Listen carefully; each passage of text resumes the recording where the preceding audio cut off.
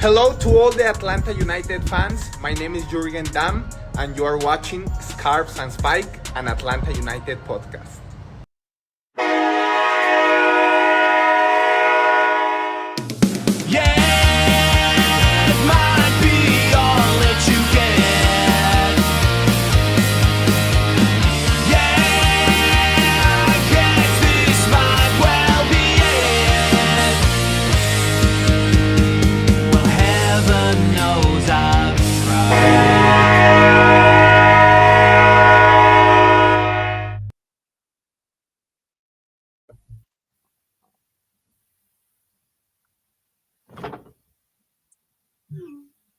You're on mute. Go off mute. You're on mute. You're mute. Jesus Christ. I got. I'm off. Oh, go. You muted me. Can you hear me? It's a big button on the button. Yes. Oh, no. It just kept saying the host muted me. So thanks, Sydney, for setting me up for failure. Welcome, everybody, to Scarves and Spikes on a Wednesday. I don't think we have anything really to talk about. What a start. Well, I was going to say, we could just hit the end credits. I don't think we have much to talk about today at all. Nothing at all. No, nothing. We might talk about our favorite sequels and you know what's your favorite sequel, because I think that's kind of what today is going to be about, potential sequel in Atlanta. But first off, besides being muted, how are you guys doing? Big show coming up. Tyler, how are you? Dude, I'm freaking hyped. This is like top 5 best pieces of news I've gotten about Atlanta United in since before COVID. Man, this is crazy. There's nothing to talk about in the show, whatever. We're done. See you next time. Well, scarvesandspikes.com, where you'll find all the news from all our great writers. Talk about transfers. We have the transfer tracker. You can sign up, get this article straight to your. I'm so giddy about this. I just want to start talking about it. We got to talk about other things. Scarves and Spikes, yeah. Follow it. Throw your email in there if you want. You'll start getting the article straight to your email if that's your thing. If not, you can just go there manually every day. But just be lazy and sign up for it. Also, check out the shop, Patreon. Check that out. We're doing a recording tonight. It was a little bit delayed, but we are recording some questions that the Patreon members have given us. So we'll be recording that tonight and having it released in the next couple days. What else? Am I missing anything? I think that's it. So what is your favorite sequel of all time? Man, that's a good question. We'll get there, but I'm just curious. I didn't prep you guys for this or anything. But... You didn't prep us. No, you did not. Well, you think about it. If you don't have one off the top of your head, I'm going to say D2, The Mighty Ducks. That is my favorite sequel. D3 was okay, but D2, The Mighty Ducks was a banger. I figured you would say that. It's up there. Tyler, do you need time to think about yours? Only if you do. Yes, I do. All right. Next time I'll prepare you. So off the top of my head, what pops up is don't make fun of me for this. The second Transformers. I actually really like the second Transformers compared to the. I like. Okay, listen. I know we're talking about sequels and all that. I have not seen Transformers, by the way. I've seen D2. I've seen D2. There's a whole episode about Transformers. We gotta watch it. We gotta watch it with you, Sydney. All of them. We'll do live Patreon showings of you watching Transformers. Yes. Come on. I'm talking about the bit to talk about Miguel Almiron. Yes, that's what we're leading to. Because we have a new. You gotta follow the bit, man. There's bits, and you gotta follow the bit, man. You gotta start at the bit and end with the bit. So, yes, we have a potential sequel in the works today, out of nowhere. Right? Oh, I see what you did there. Wait, you just put together what I was saying about sequels? I know what you were saying. Good. Oh my God. Good Lord. I'm sorry. I thought we were going to talk about sequels all show long. Start the show over. What are we doing? Oh, at least Isaac put the right one in there. Home Alone 3. It's the gift that just keeps giving. We have a potential sequel that out of nowhere. Uh-oh. We're sorry, Charlotte fans, but we're not sorry. Miguel Almiron, Tom Bogert. It's in the works, guys. And maybe when you saw the tweet, Did you look at it multiple times and make sure that it wasn't like Tom Bogert with like an extra T or an extra mustache like on the bottom of his chin? Like I didn't. I thought it was fake when I first saw it. It's real. Apparently, it's real. Sounds like it's. Well, I don't want to say it's happening because it's nothing's confirmed unless it actually is announced by both sides. But it sounds like it's pretty close, guys. Pretty close. Miguel Almiron says he's pretty close to coming back to Atlanta United. And I'll say this: I really didn't expect that. And Tyler, feel free to chime in. Tommy, feel free to chime in, interrupt me, and whatever. I didn't expect this. To be honest with you, I know Charlotte had been talking to him about a potential move back to MLS, but I didn't expect Atlanta United to kind of pick up where Charlotte left out. Looks like they're pivoting to Wilfred Zaha, but it looks like Miguel Almiron in talks with Atlanta United. Pretty dramatic, possible dramatic return to Mercedes-Benz Stadium. I mean, pretty unbelievable to talk about it. I didn't think we would be talking about this, but here we are. And according to multiple reports, David Ornstein et al., others, Tom Bogert, Ben Jacobs, it's pretty close. Maybe a couple days, we'll hear something, but we're on menu watch, guys. Dude, Part 2. this is ridiculous. When I went back and watched, or when I saw the tweet, see, I can't even talk right because I'm so hyped up about this. I'm not like going through and trying to like set expectations. No, this is the best thing that's ever happened. Well, time out. So, have you guys take your fan hats off for a little bit. No, I'm on. Like, I'm Took on your one. fan off for this. No, I am Oh, we'll living get in there. this moment.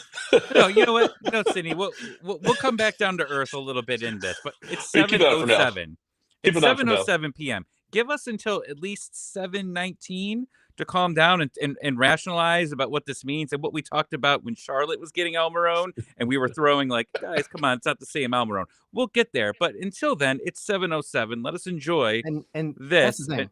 Continue, Tyler. You Fan enjoy fiction, this. right? There's a few scenarios. I saw somebody put it on. I don't know if it was Twitter, Discord, somewhere. Like, have Miggy come in, hammer the spike on the opening day, right, on February 22nd, and then like he rips off his shirt and he's got his kit and he runs out on the pitch. It's trading top. Or like when they come out from the tunnel, there needs to be like full on fireworks and explosions and like somebody getting DDT'd through a table randomly in the background. Like, This isn't a Buffalo Bills game. I don't care. This is the coolest thing ever. All right, you gotta go big for the sequel. Make it better than the first one. Let's go. Come on. Let me ask you guys this. Go ahead, Tommy. I was just gonna say, it seems like he's super excited about this. I'm thrilled. Don't you dare try to bring him down right now, Sydney. No, whatever this follow-up question is. Go ahead. No, but like I said, not many people expected this. Atlanta United, of course. We'll talk about Latte Lath. We'll talk about Piatek later on, I'm sure. Atlanta United are looking for strikers, but they also need help on the wing as well. And Miguel Almiron, he knows MLS. He's one of the best players of all time in MLS in a short period of time. He really turned the league upside down. He turned the league upside down in just 2 years here in Joseph. It's unfortunate that Atlanta United don't play San Jose in the regular season. It could have happened in the MLS Cup or in Leagues Cup. Watch Atlanta United get drawn in the same group as San Jose. Although I feel like Leagues Cup prefer more geographic matchups, but watch somehow San Jose end up being one team in the same group as Atlanta United do. But obviously big news that really we didn't see coming until Tom reported it, and then Merlo reported it. I should say Tom and Ben Jacobs reported it, Merlo reported it, and then David Ornstein, they kind of lead the charge on this story, but it's pretty dramatic. He left an MLS champion, and now he gets to come back. Hopefully, we'll see, to hopefully get this team back to what it was. And we've talked about this numerous times. This team hasn't been what it's been in years, and maybe this is the first step. Miguel Almiron and whoever the striker is, whether it's Latte Lath, Piatek, or whoever, to getting this team back to relevance in Major League Soccer. Yeah, 100%. I mean, and we thought this would never happen, right? Because last he was with Atlanta United, things ended not great, right? I mean, it was the last minute transfer to Newcastle. There was obviously some issues. I mean, you had Almiron and uh Pity Martinez like basically there at the same time, right? And that's how, like last minute this was.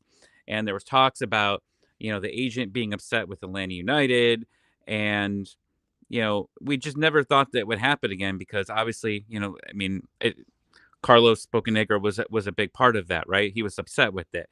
But Yeah. who knows if he was, he threw Darren Eales into be, the I'm upset with Atlanta United. These are the people I'm upset with or not. But there's a new regime here. I hope they patch things up now. They Newcastle.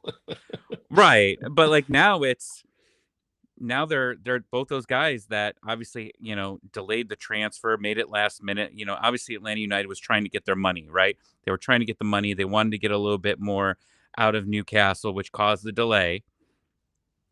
Those guys are gone now. It's Henderson and Garth Lagerwey. So, him coming home here and having these conversations, it's not like you're arguing with those people, right? It's new guys, and they come on home. They're not here anymore, right? Right. There's a new mom and dad here, and we'll take care of you. I think we'll get Henry in here in a little bit.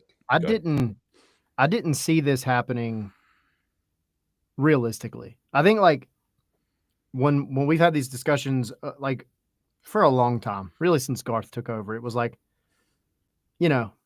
always that vibe of 2017, 2018. And I think the farther we got away from it, the more people kind of like accepted that like that was a really, really difficult thing to capture in a bottle.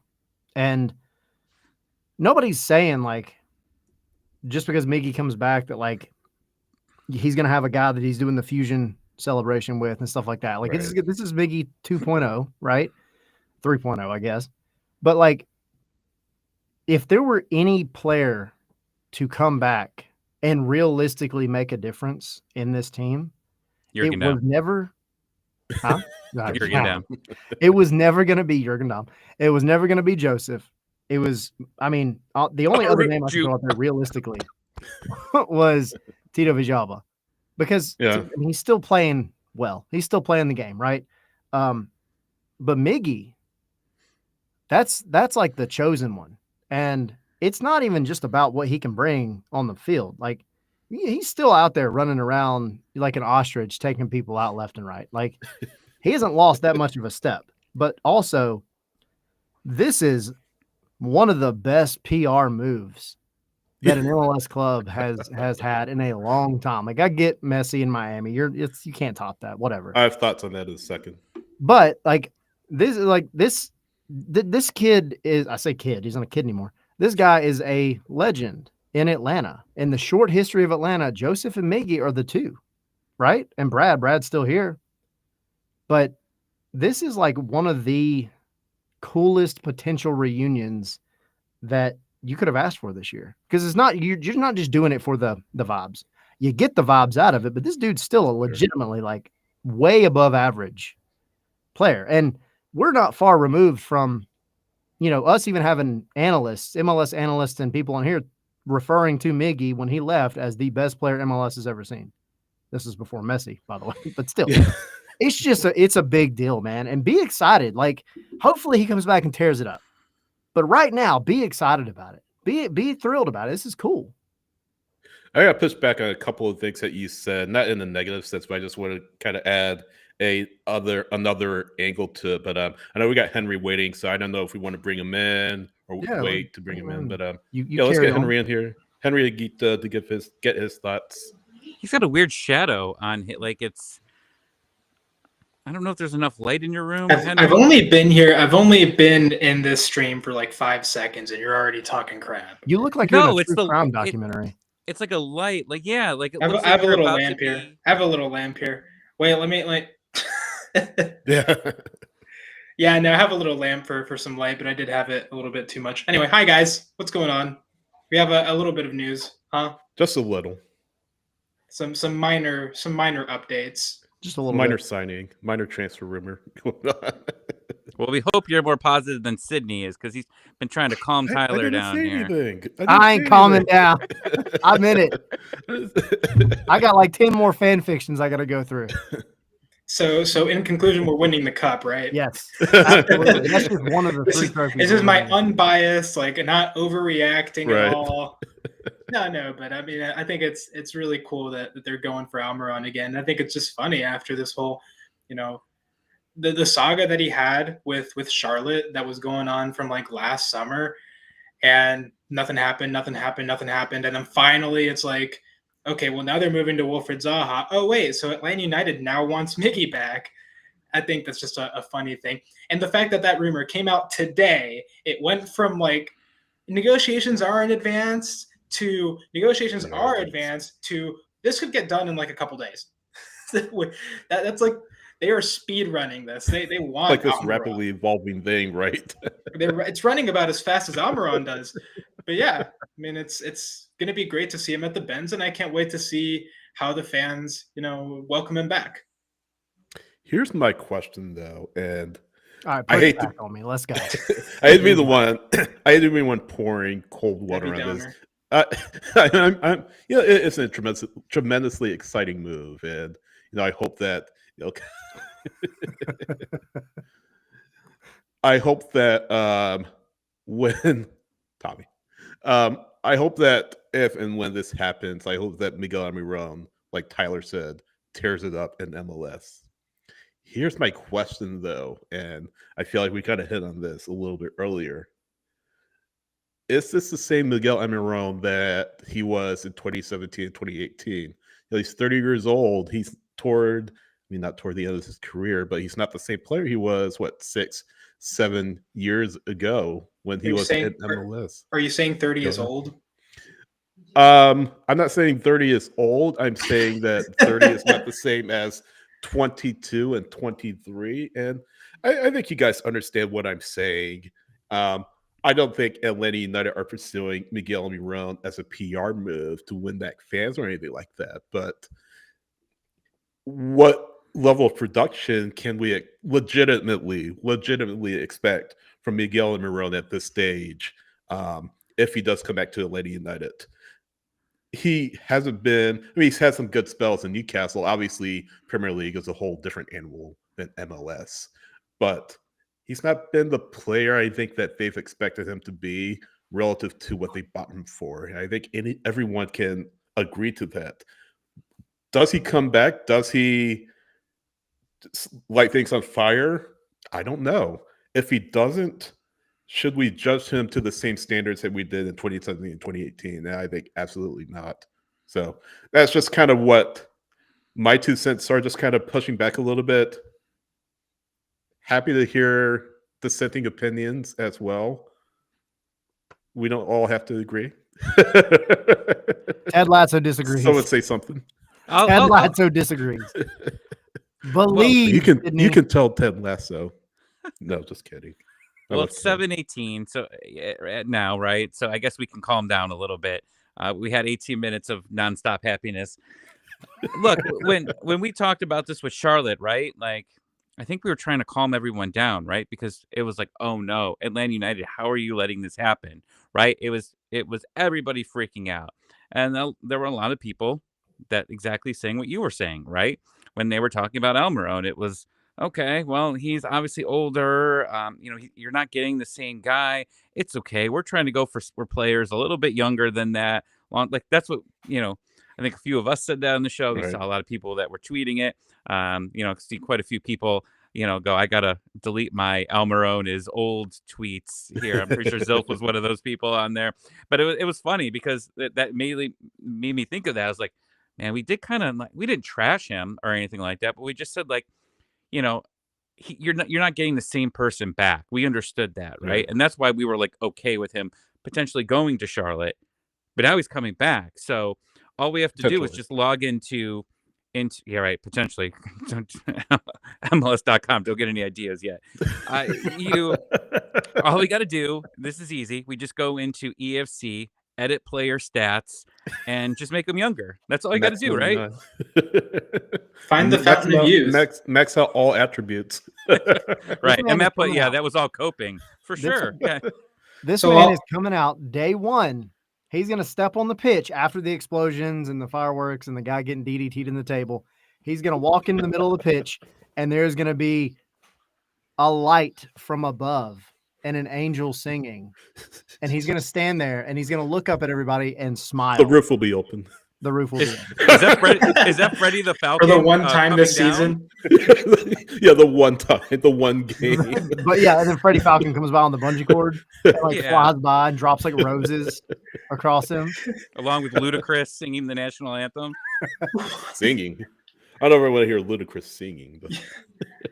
I mean, that's what he does. He doesn't just act in Fast and Furious movies. One heck of a fever dream here. Is that the guy from the State Farm commercial? This sounds like a gummy dream to me. This sounds like an AI art prompt.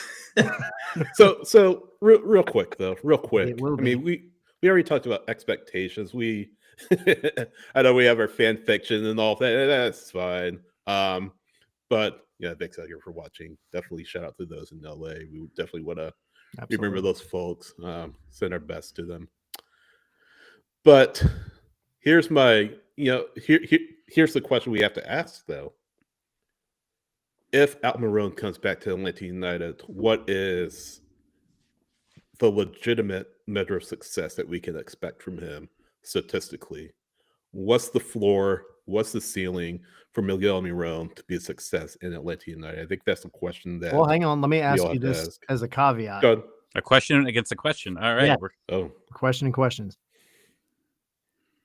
What would have been realistic to estimate his goals and assists in 2017 and 2018 before he all of a sudden magically developed this thing with Joseph Martinez? Well, that's different though, because he's just coming into the league. I mean, that's a different situation. He was still playing soccer before. I mean, and now he's coming in with a guy that, I mean, we know is a legitimate. Again, if this happens with Latte Lath, he's a developed goal scorer. He's a guy that can do the job.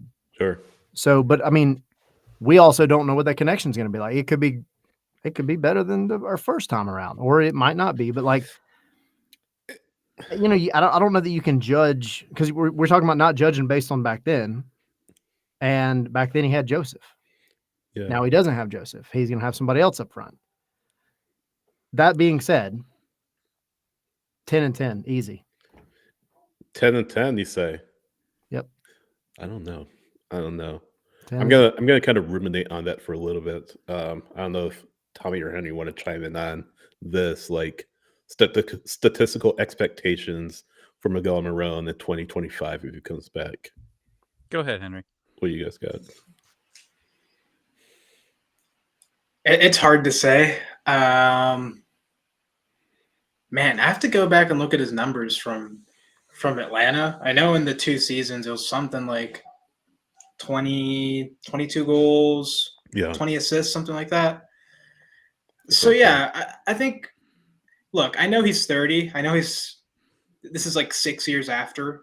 But it's not like the dude's on like crutches or anything. It's not like the dude's not, like, he still has his pace. He still has quality.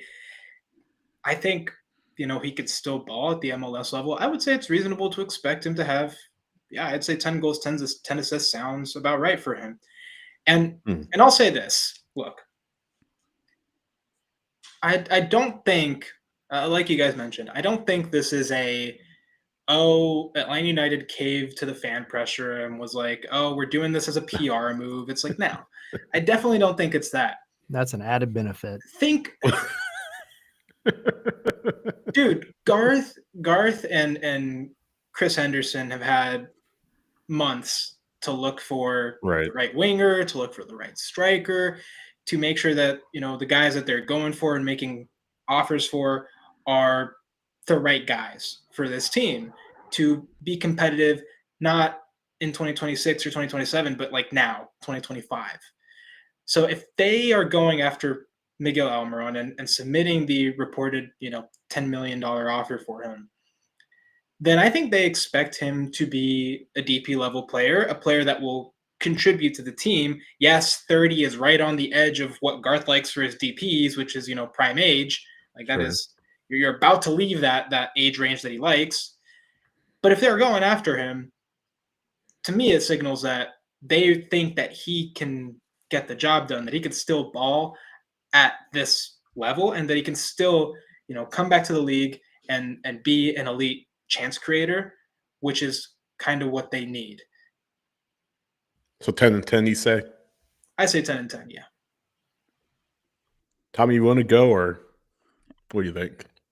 I would say 8 and 10, somewhere around there. Maybe a few more assists. I mean, look, the hope here is that this is one of the most dominant scoring teams out there, right? I mean, Ronnie said he wants to score, right? He wants to attack, and that's great. How does all this come together, and how quickly does it come together? I mean, that's the big question. I'm interested to see how this, trying to just picture all of this, putting all the parts in here and how this offense flows.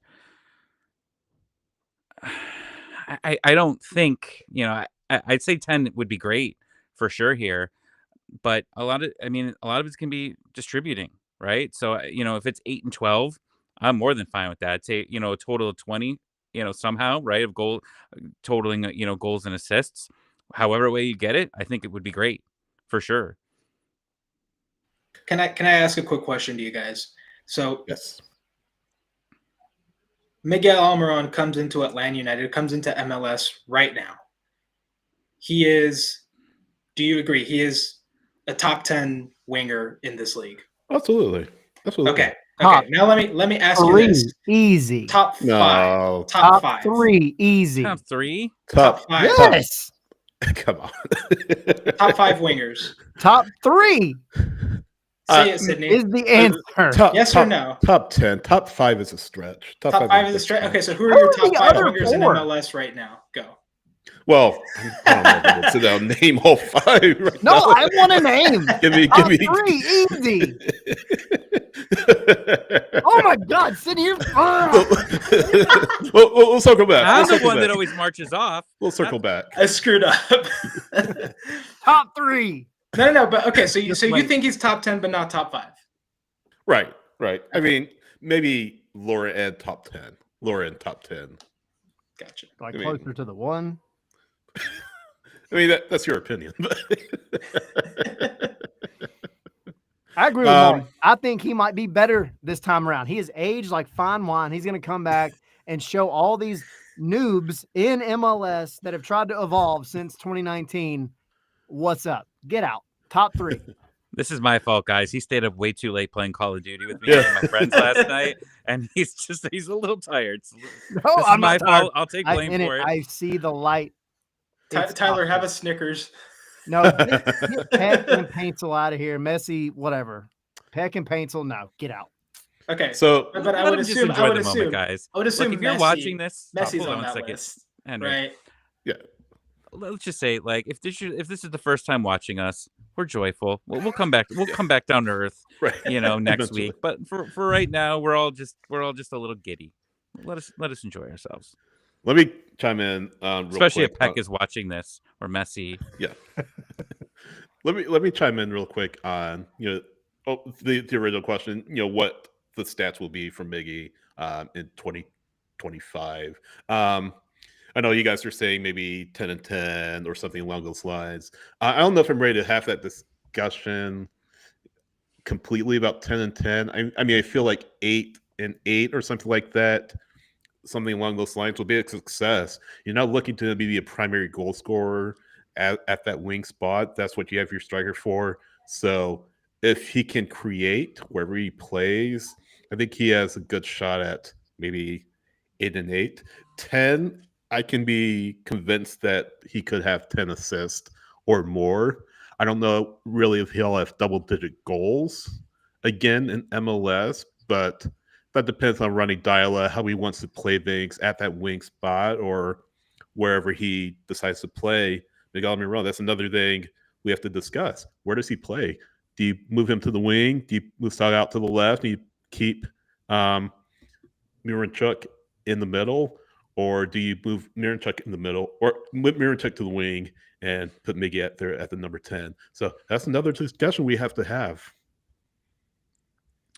I really, you know what I actually really like about this, because I mean, obviously we knew we were going to sign another winger, and we weren't. Last week we're kind of thinking it's still, things are really quiet here, right? We got a lot of striker talk. We don't have a lot of winger talk. Is that obviously we'll get to it, with Mosquera likely heading out here, right? That's the other rumor that we've got to get to. But if we keep Silva, I think that Silva's, one, obviously keeping him healthy. But I love him in the Mosquera type role, coming in late. And I mean, obviously we've seen that this season, right? While hasn't been 100% healthy, him coming in late to, possibly replace him and Almiron later in the game. I love it for sure. I was a little afraid that depending on what's going to happen here, that Silva was going to be our starter to start the season, right? Because can we get people in quick enough? Again, this is just off season, nervousness, because you haven't been hearing a lot, and now all of a sudden, out of nowhere, we get a Miguel Almiron. But I like, holding on to Silva here and making him, a depth starter when needed, but like a great sub, because he's very good at coming in against, tired legs and scoring bangers. I know you're high on Silva in 2025 under Dyla, and hopefully he finds his form under Dyla. Hope Mosquera finds his way under Dyla, unless he gets loaned out to Colombia, and there's some reports around that. But just that's the question you have to have, though, is, that's the big question. Where do you play Almiron? Where can you get the most out of him at the stage in his career? You have a number 10, DP number 10, in Miranchuk already. So what's your best option for him? I think is the big question you have to ask. And then Silva and Mosquera, again, hopefully they get back to form under Dyla, whatever role they play. Wait, did you say there's a rumor Silva's leaving? No, I said Mosquera. Okay. The reports around him make sure there. Colombia. I was like, him too? No. Getting rid of everybody? Right. I'll say something here about the positions of some of these players. I think this move is more so that Miranchuk stays at the 10. Really, the good quality about Miranchuk is that he's patient on the ball, and he'll play those through balls to, your overlapping wingers, to your striker that's running in behind. That's at least the profile of attacking players that they're looking at right now. I mean, Latte Lath, that's kind of his main attribute is his pace, is that he can run onto those balls. And the same thing with Miggy. I mean, we already know how fast he is, and he still has that pace, and he can still, do damage with it. Miranchuk, as some people have noted, isn't necessarily a pacey player, and that's fine. I mean, you don't need him to be if he's at the 10. If he's on the wing in a Ronnie Dyla system, then yeah, you do need him to be pretty darn fast, because the Ronnie Dyla system, as I broke down in an article, I think that was about a couple weeks ago now, right. It requires some pacey players that can be effective out wide, and that can then provide cutbacks to your attacking, players down the middle that can, then score for you. So yeah, I think this is just, Miranchuk would be the number 10, and then Almiron would be on the right, and then I see Saba on the left. Yeah, that makes sense. To add on to that, also, like, Miranchuk is a guy that if you get a guy as quick as Latte Lath, and then you get Almiron, and you have Saba, we all know what he can do recently, right? Like, we have recency bias with Saba. We know how fast he is. Those are 3 super fast guys, which is exactly what Garth said that they wanted. They want guys that are going to get in behind. They want guys that are going to get in, behind center backs, between the center back and the goalkeeper. Miranchuk's job gets easier now because he just has to play those guys in, and we know what kind of ball he can play. Yeah. He has that chef's kiss kind of ball. So, I mean, I think you're looking at it's not a one-dimensional attack. This is a Miggy. If again, oh God, I'm knocking on wood so bad over here. If it works out, if he gets here, you have a guy that we all know what he can do. He can take the ball literally from your defensive third and single-handedly go do the job all the way across the pitch. Saba, he's going to be the guy that's waiting for that ball over the top, that moment to get in behind. Moranchuk has the capacity to be able to play any of these guys in. And then if Latte Lath works out, go look at his highlight reel. The guy is an absolute monster. I was on Soccer Down Here this morning with John, and I kind of described him as a freight train. Like the guy, when he gets going, he goes, and he's fast. And it's just I'm excited about what it could be overall for just that front four, because it's more aggressive than what you've had in years with Atlanta. Big question is who that striker is. Whether it's Latte Lath, we'll talk about strikers later. Whether it's Latte Lath or Piatek, there are a couple of options that have come up. Just got to make sure that they have build that chemistry and build that connection pretty quickly. One question I had real quick: does Almiron have a green card? I don't remember him getting one when he was here originally in MLS.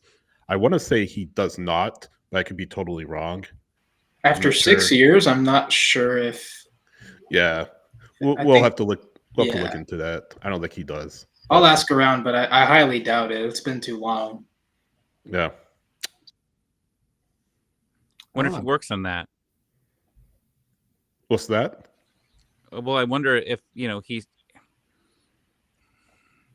Never mind. Let me think about this.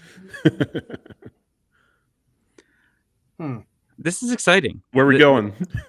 This is just really exciting right now that because let's just talk about it. 2020, after 2020, right after the Joseph injury, it's just been kind of downer after downer after downer here, and you've had a couple things that have jumped up, right? You made the playoffs a few times, right? You beat Columbus in the playoffs, and then last year, you had the miracle ending to the season. And you have this momentum, right? You're building the fan base back up, and then you announce that you're bringing the number 2 loved player in Atlanta United history back potentially.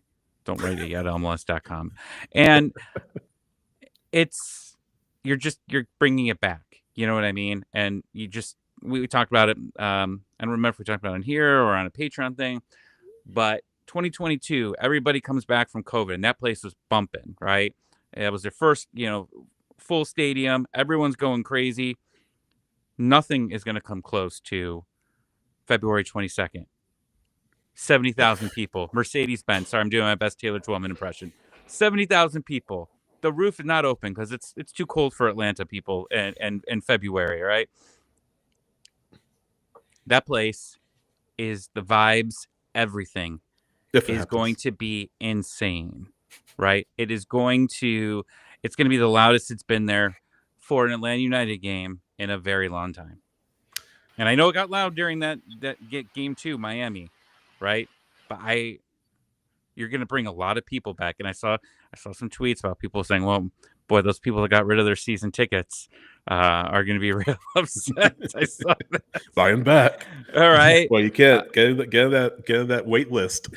Yeah, right. I mean, this is, while it's also helping the team, like you said, it's gonna make it a lot of fun, right? It's gonna bring some people that maybe lost so much confidence. This is fun for us to talk about. Yeah, I mean, well, yeah, for us, I mean, it's great too. But like, there's a lot of. I'm writing fan fiction. What are you talking about? Yeah, let's go. Yeah, you're writing like some. The books you're writing right now are in the adult section. You need to calm yourself. No, whoa, hang on now. Hold up. Like Tina reads those adult romance books. You're writing an adult romance book about the home opener. You sit in the corner. I'm gonna hit you with the stick. You're right next to me. I'm gonna hit you with the stick. You need to calm down. We do a quick shout out to the acronym that fans have already started coming up with for it's SLAM. SLAM. Saba, Latte Lath, Alexi, Miggy. Yep. We haven't even started talking about strikers. No, Almiron, Miranchuk. It can work either way. It can work either way. Either way. 6 of 1. 6 of 1. I gotta say this real quick. Sorry. Just waiting for me to go off. No, I got a story to tell really quick. Because we're talking about like the vibes, right? Like opening day, Taylor Twellman impression, February 22nd. There's 70,000 plus in the stadium.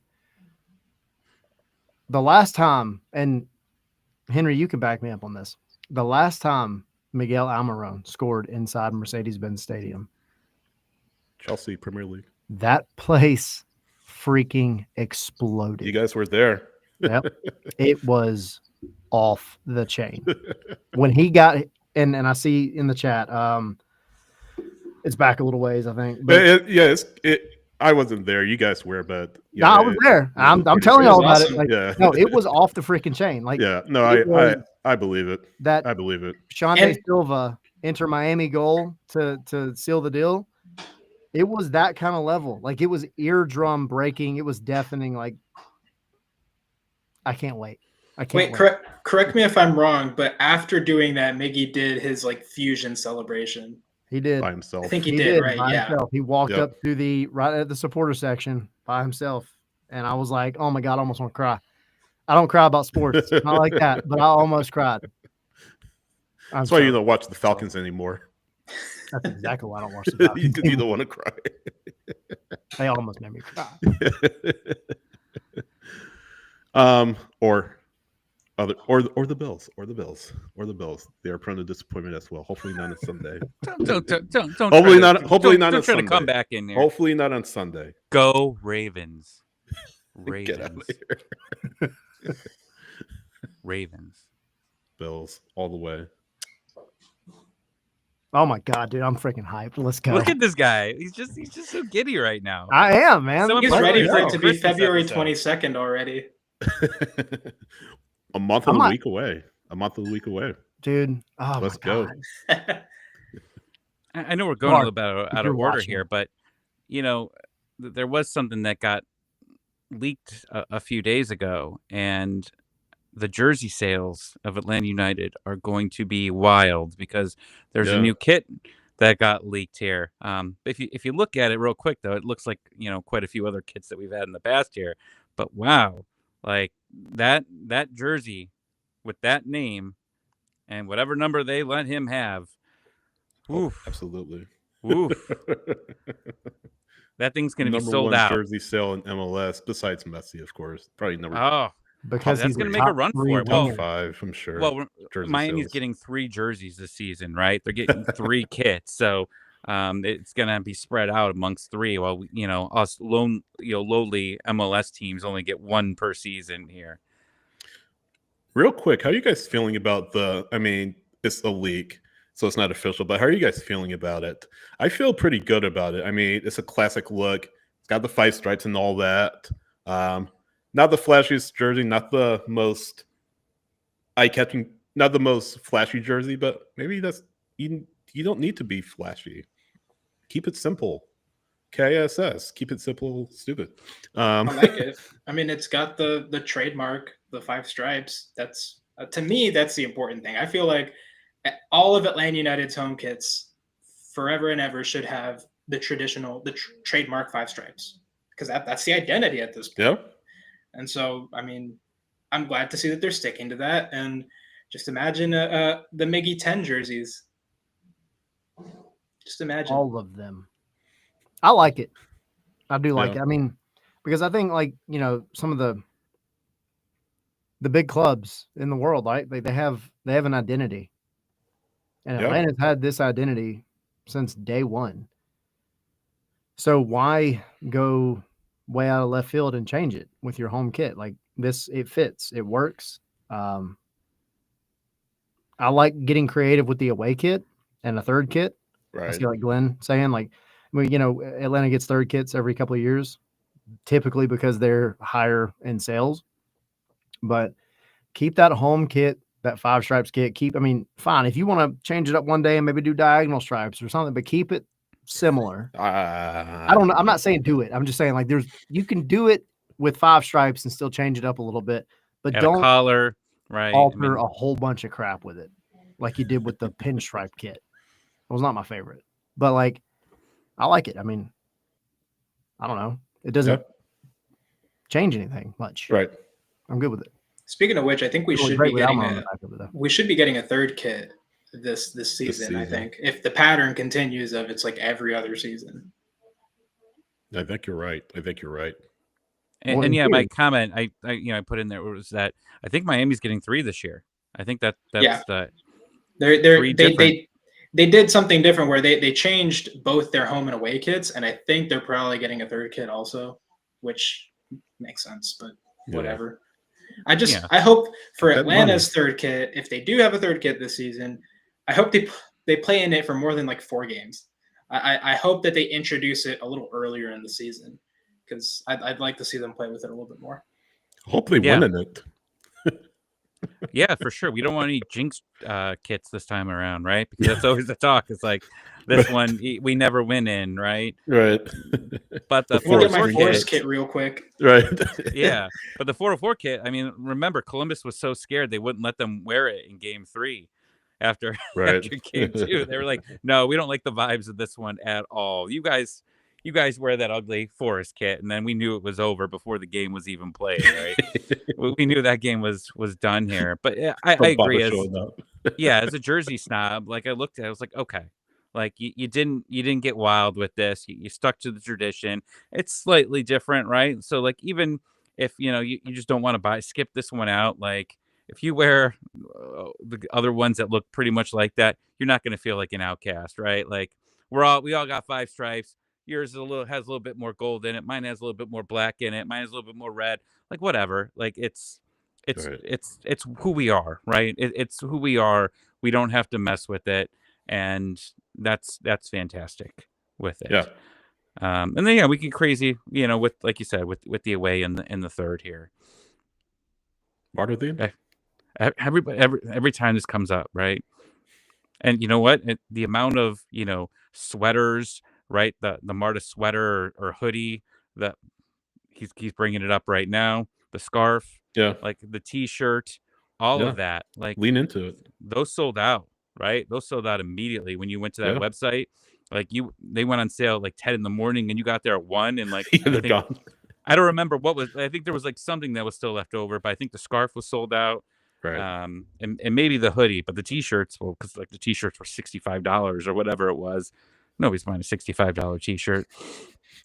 But like everything else, I mean, like obviously, I mean that's their thing is that they market and they give people what they like, and that's what the third's for. So I hope they lean into it at some point here. But man, Almiron, a nice kit coming in here.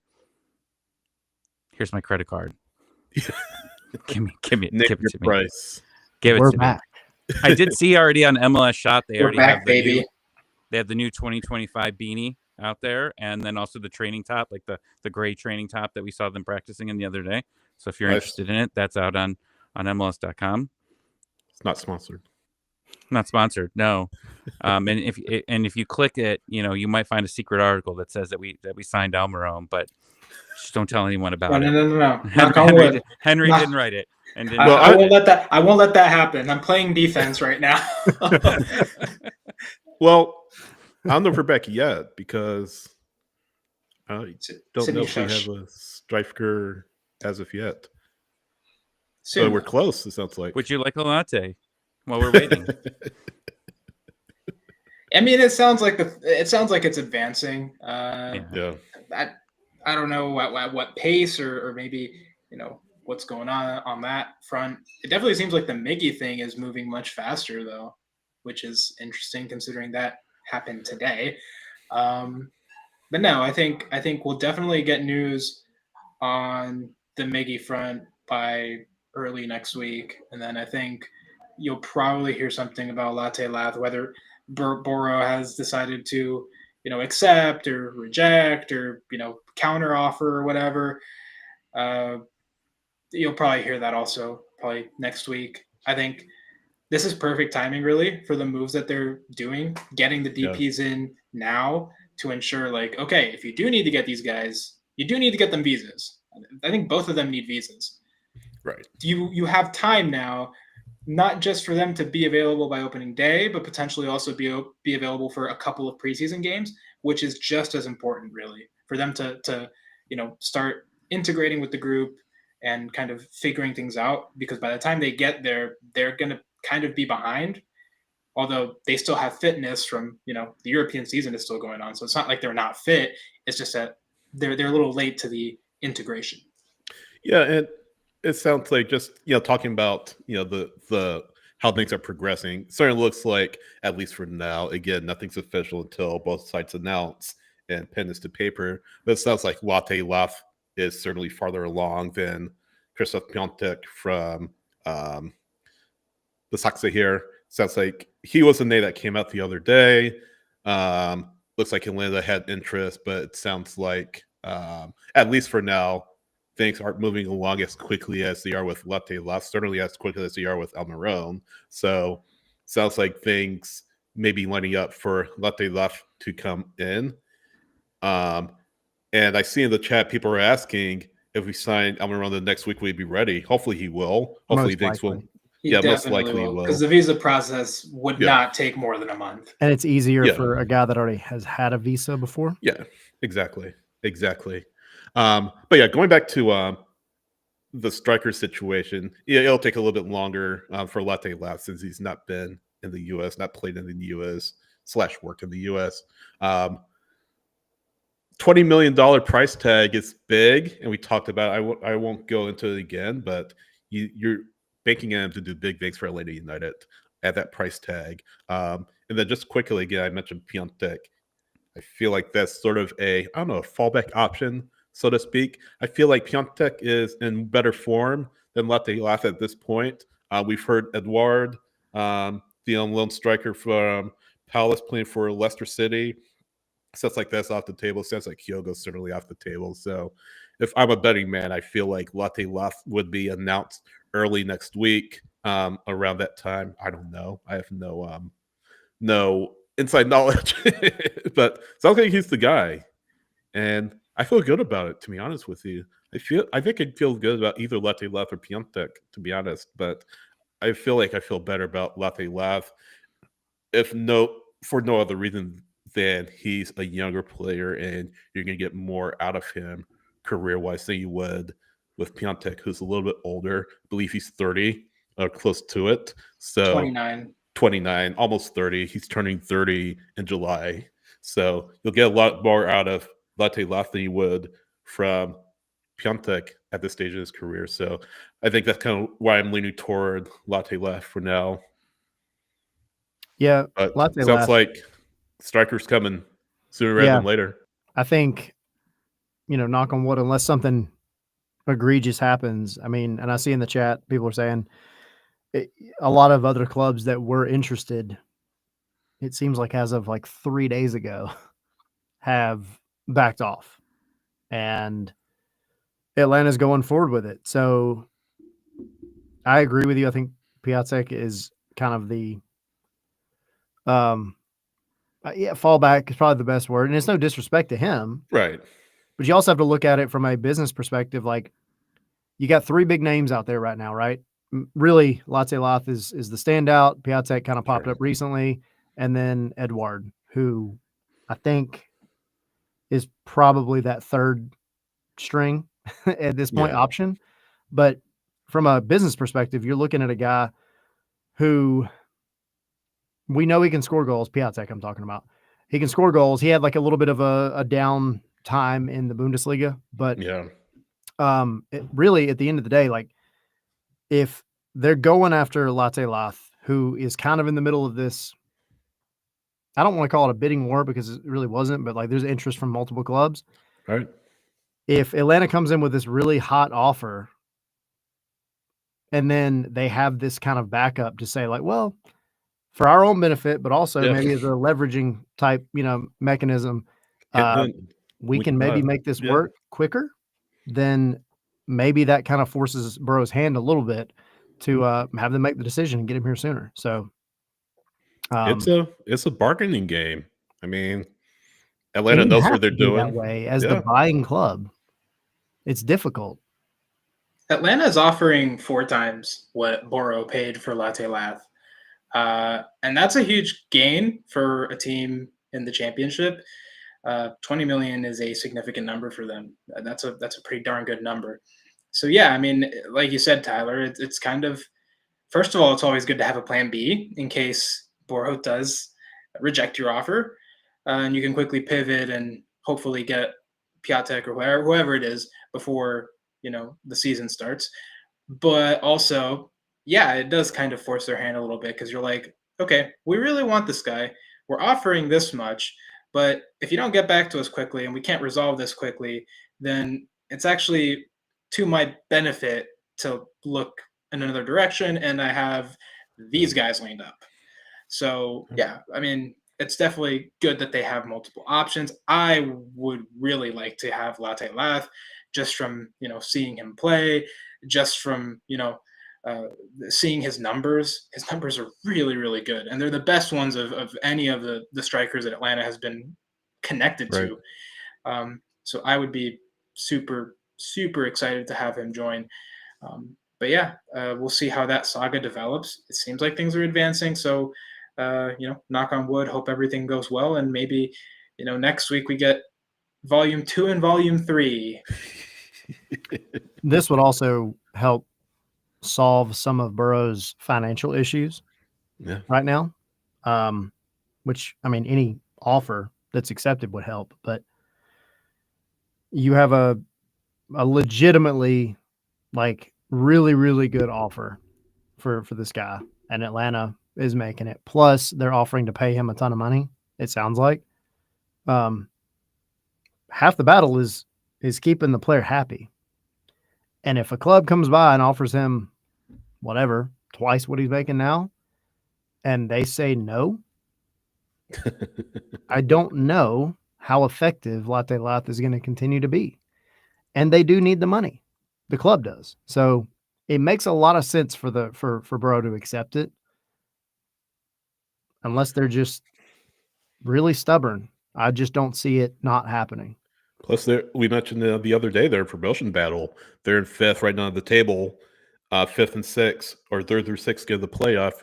1st and 2nd, of course, get promoted outright. So their best bet may be to try to hold off teams for that promotion playoff. But with $20 million, guys, you can do a heck of a lot. You can really position yourself to get yourself into a good spot to be promoted in 2025, 2026. So I'm sure that's part of Burrow's thinking as well. And I mean, if they absolutely did not want to sell him, they would have just rejected the bid already. Sure. They're at least thinking about it. That tells you they're at least thinking about it. But that's a lot of money. That's a lot of money, like we talked about. Instantly. Go ahead. Go ahead. I'm sorry. I'm just going back to Mickey. Fan fiction. I mean, you look at where this roster would be if you bring those 2 signings in, right? What else do you need? Where else are you looking, right? More wing depth. Outside back depth. If you move Mascara, then definitely wing depth. Definitely a left back, an attacking midfielder depth. I know you have you have Mateus Cleach, but you want probably someone else that's I guess a more natural attacking midfielder. Yeah, that's kind of where I'm at right now. And I would assume some of those you could use your U22 slots in. I don't know if they're going to be used this window. I don't think all of them are going to be used this window, but if you use like one of them, maybe that could work. You're pretty thin at left back. You're very, very thin at right back, like scary thin. So I think Garth Lagerwey said there's reinforcements coming in. We talked to Brad Gazan the other day, and it sounds like he's kind of been hinting at maybe some moves coming in as well. But those are the priorities. Get yourself depth on the outside backs. Get yourself in a good position if, heaven forbid or God forbid, Ronnie Hernandez gets hurt. You're not having to play, and nothing against Matt Edwards, but when you get yourself in the position where you're down to your 3rd string right back on opening day. Give yourself some depth there. Give yourself some depth behind Pedro Amador on the left. Certainly midfield. I mean, you do have Will Riley. I don't know if he's an attacking midfielder specifically, but you do have Will Riley in that midfield slot. Wing depth we already talked about, but I feel like their priority is outside backs. Certainly get more outside back depth. Put yourself in a position there. That's my wish list during this preseason. Don't go into the regular season without that resolved. Yeah, 100%.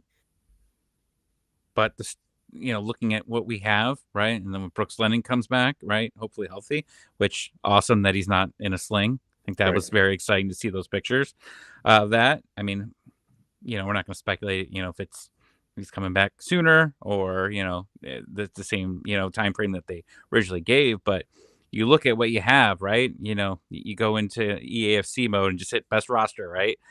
What's your best starting roster? And it's exciting, right? It could be one of the best in MLS here, right? And you still got some room to play with to improve.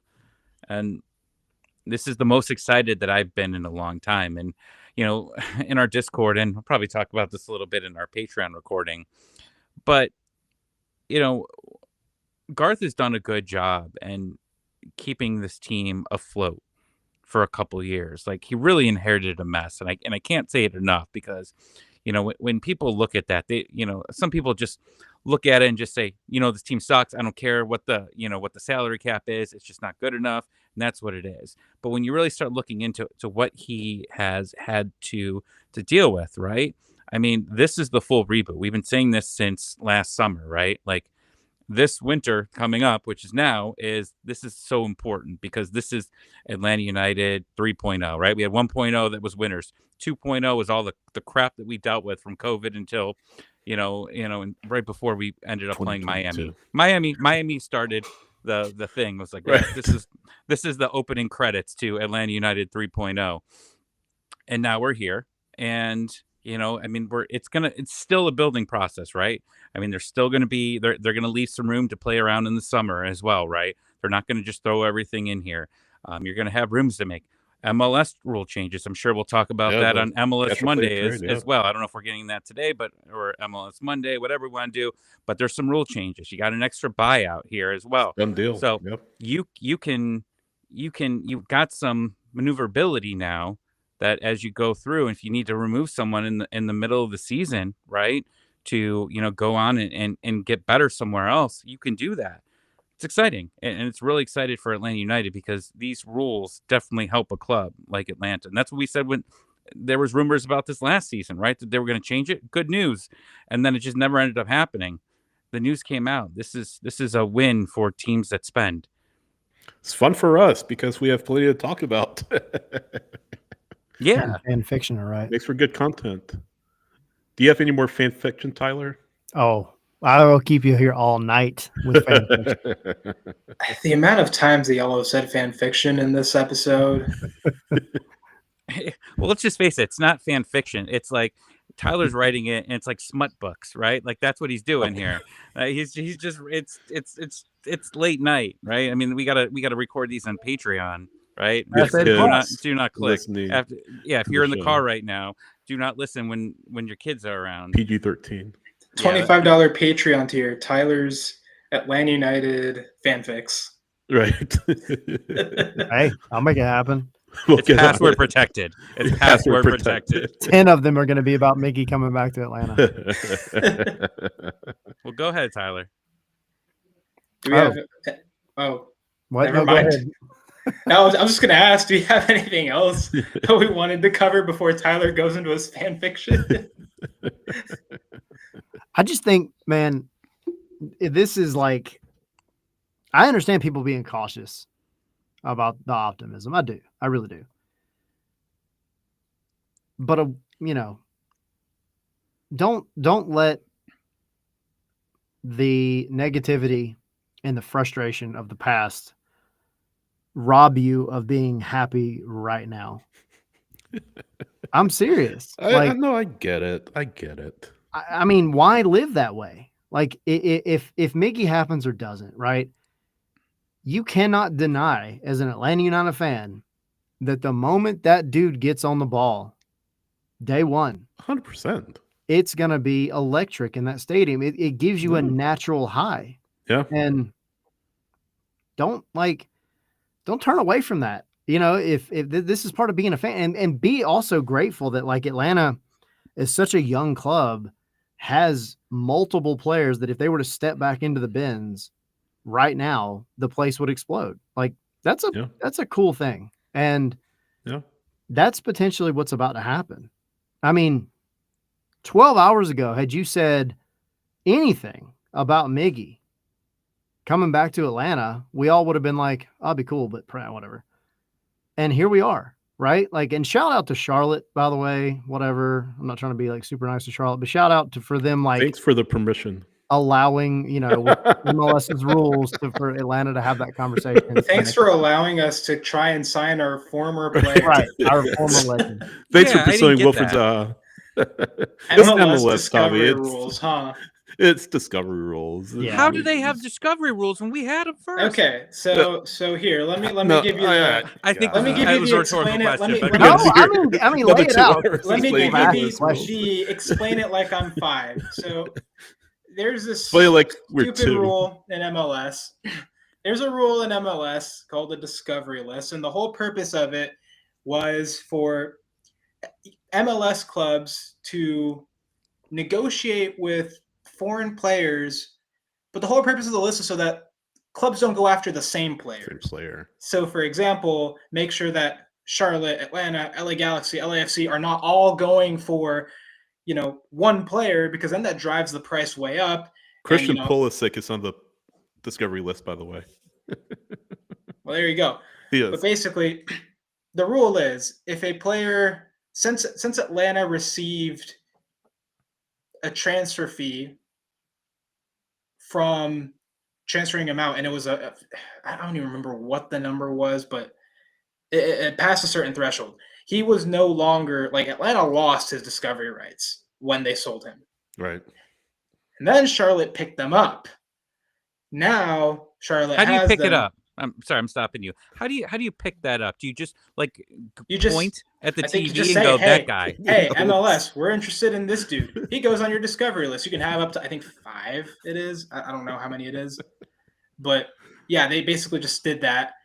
And now that Atlanta wants to go after him and he's on Charlotte's list, well, Atlanta has to compensate Charlotte. I think it's like 50,000, something like that. It's not something significant, but yeah, it is. It is a stupid rule, and it was really it was made for back then, way back when, where these players would go after these like just mercurial, just like players from Europe or something like that. I don't know, like some really Zlatans or the Pirlos or the whatevers, so that they don't like drive up the price, and then that player doesn't end up coming to the league because,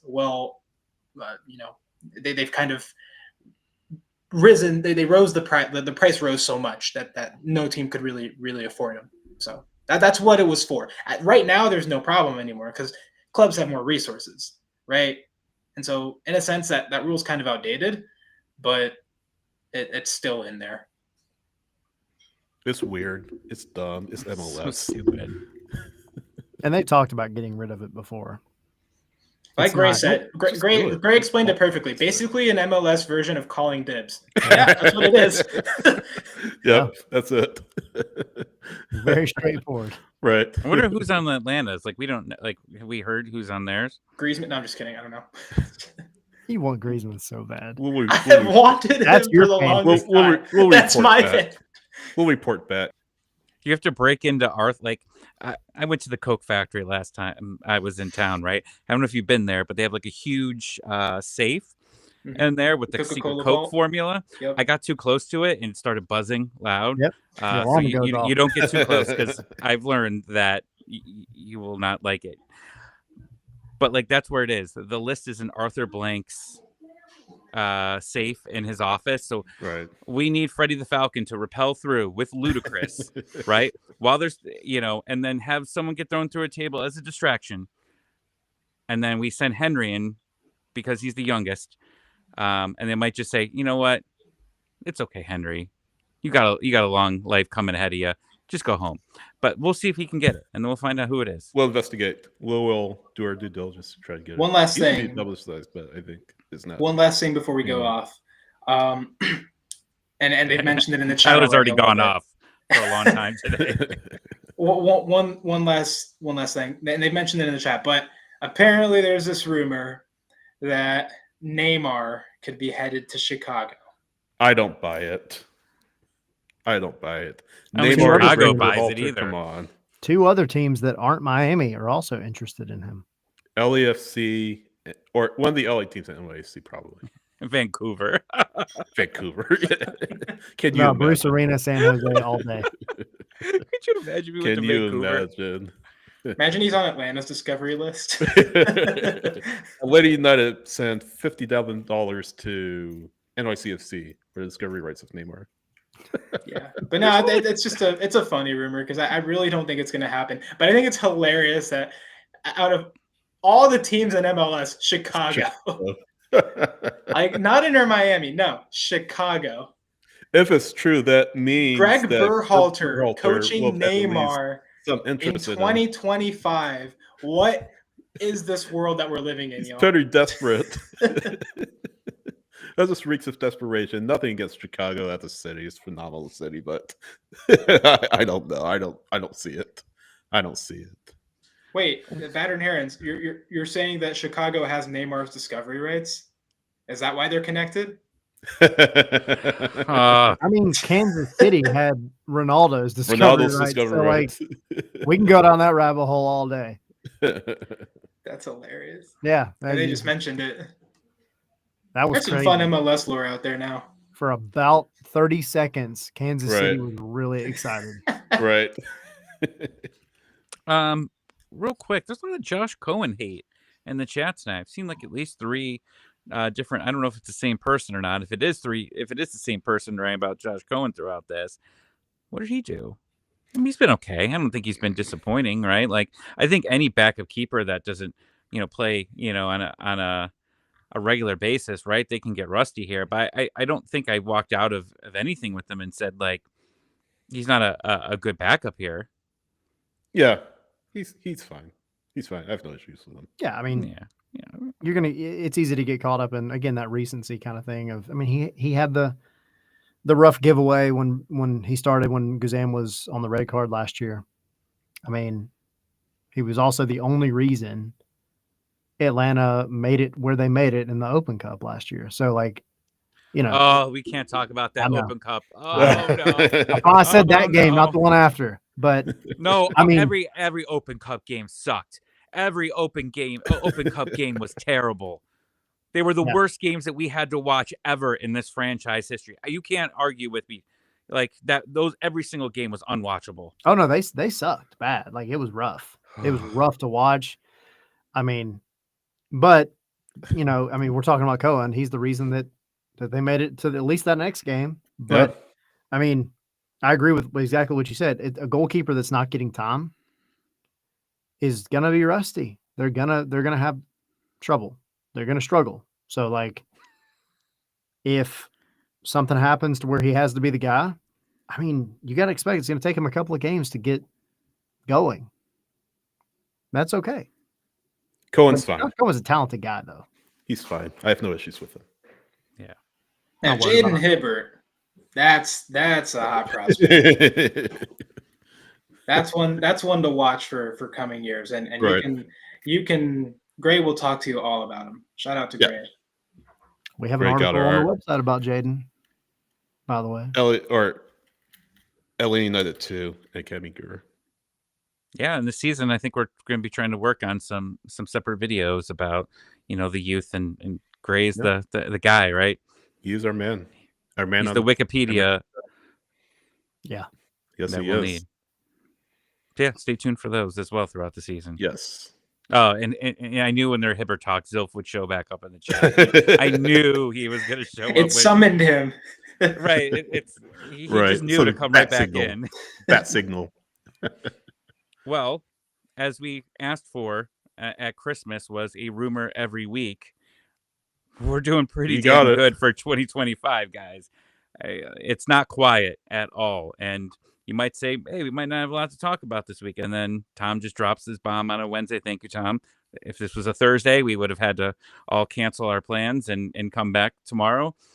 But we're here and we got this done. And I'm sure we're going to have a lot more to talk about on Monday, with MLS transfers. We're going to talk about the different rules that have come in, right? The changes that are there. And hopefully by Wednesday, one of these two are on their way. There's a preseason Or match, both. by the way, next week too. We'll have that to preview. That starts next week. Next Sunday, Oh, wow. next Saturday. Let's check the Okay. Next Saturday. preseason schedule again. It's coming in hot. That's Now we is start it the Birmingham tweets. Can we watch or this? Chattanooga? Huh? Is it Birmingham or Chattanooga next Chattanooga? week. Chattanooga's Chattanooga first. this week, Birmingham on February 1st. Gotcha. So, a lot going on. A lot going on. Stay with We'll have us. content from the games too, so y'all keep an eye out. Yes. I think Video we're covering written. pretty much every single game, minus Except maybe Florida. one. I mean, I'll be Maybe at least Florida. one in Florida though, so we'll have all of them, but one Florida one probably. This is exciting, guys. We're getting close. About a month away, month and a few days away from it. I got my plane ticket. I'll be flying in, and we'll do something cool for the opener. Hopefully, Yes. maybe the Signy will have us back. We're trying. We're doing a little bit of everything. We're trying We'll let to. you know. Yeah, we'll figure it out here, but we'll be there. We'll all be at the opener, and let's get excited. And if your excitement level was like a 6 or 7 right now, I mean, you don't have to go to the 50 that Tyler is at the moment. You could move up to like the 30 range here, but it seems that the fan base is at that 30 right now. They passed the 10, and we're like, we're not coming back here. Tyler's got to go to therapy, and calm us. I don't know if he's going to be able to record the Patreon after. Oh, I'm this. ready to go. I think this was bad. He has to go So rescue join- fan fictions. Join us on Patreon, by the way. It's not too late. Patreon.com/Scarves and Spikes. If you're watching live or if you're watching recorded on demand, sign up. You'll get access to that episode, access to our Discord, and a lot of other great benefits. So Patreon.com/Scarves and Spikes. Yeah, watch alongs. We're going to be doing the watch alongs again this season. Lots of fun with there. The Discord's got a lot of new people that have been coming in. So the conversations are fun. You want to come talk about video games. You want to talk about the Buffalo Bills losing to the Baltimore Ravens. You want to talk about Ohio State beating Oregon. See, I evened it out. Sydney, you calm down. Good. You evened it out. You I thought he was wanna about to come- throw in a Kirk Cousins jab. No. Anything that you want. We Or talk soccer. a little Like, bit we do about talk everything. a lot about soccer. We talk about soccer too. We talk do, about soccer, right? too. And it's not just MLS. We were talking about Manchester United being Arsenal. Suck it, Tyler. And with that, I'm trying to bring you said- down. trying to Liverpool bring being you down top to of the the 30. league. Trying to bring you down to the 30 there. Again, we thank you all for coming tonight, hanging out. The chat has been very lively, which is what we love. And we love this new thing where you could all just, see the comments on there as well. That's cool. We'll see you on Monday. If anything else happens and there's an emergency podcast, we'll be here. Top 3. You are full of it. No, I'm not. Get out with this negativity. It's top 3. Top 3. Easy. Paint who?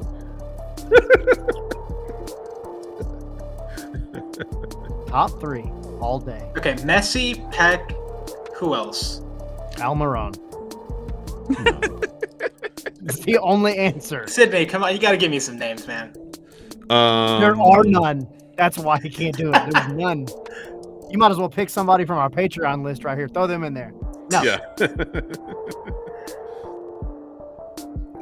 I'll have to get back to you. Miggy. Jurgen, You're He's number 4. Easy. Arujou. It doesn't count. I have to throw money in the swear jar when it's the post-credit scene. And then Right. paint some. Yeah. All right, guys. Maybe it's a Patreon episode. Bye, guys. Enjoy us on Patreon. We're recording after this. See you guys. See y'all. Top 3.